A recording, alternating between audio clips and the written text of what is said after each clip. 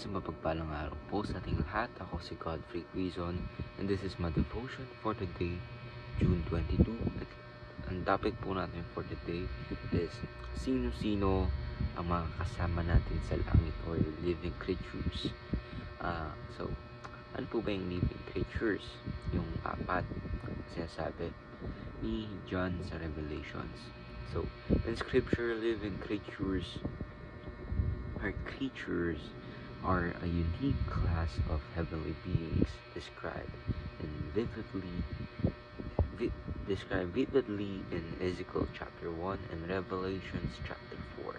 This begins beings bearing the faces of a lion, an ox, man, and an eagle surround God's throne in continual worship.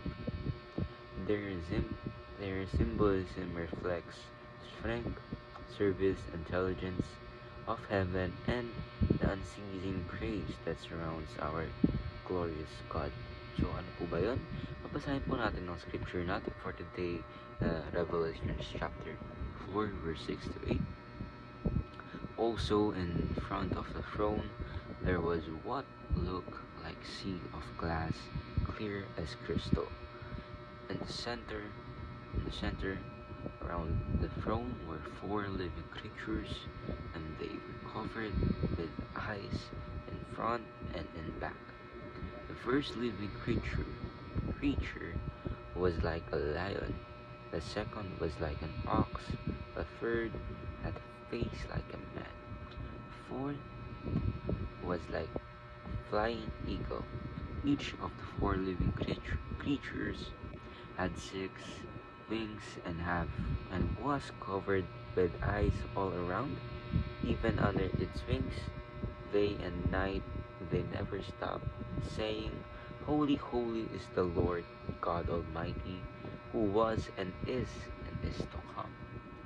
So, ano po ba yung ating scripture for today or concept natin for today? Ibig sabihin, meron po tayong living creatures na makakasama sa langit, na kung ngayon po yung tinutukoy ni John sa Revelations, whether maraming views po kasi dito. First view natin is heavenly angelic being. So ibig sabihin, literal po na sinasabi ni John, yung mga may pakpak at mata, mga leon, hindi natin alam, na it goes beyond our imagination or reality sa mundong to, kasi wala naman po talagang ganon. So the second view natin is symbolic representation of creation. So ibig sabihin, maraming scholars and experts of Bible na nagsasabi na it is a figurative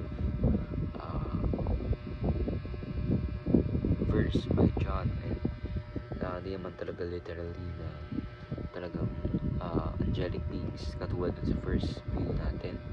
So third teaching is symbol of worshiping church. So ibig sabihin, ito daw po is symbol lang or symbolic lang yung language style ni John, yung kanyang binabanggit yung Revelations. So ating teaching for the day is the heavenly realm is an entirely different reality. Ibig sabihin, kung i-compare po natin siya dito sa ating earth, sa ating world, it doesn't really match our own understanding of the universe or earth natin.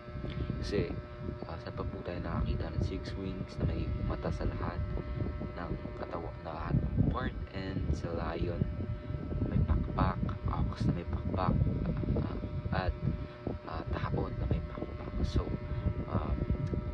hindi natin mako-comprehend basta-basta ang ating Panginoon. Yung even now, napafascinate pa rin po tayo kung titingin po tayo sa galaxy na iba't iba po ang ating nakikita.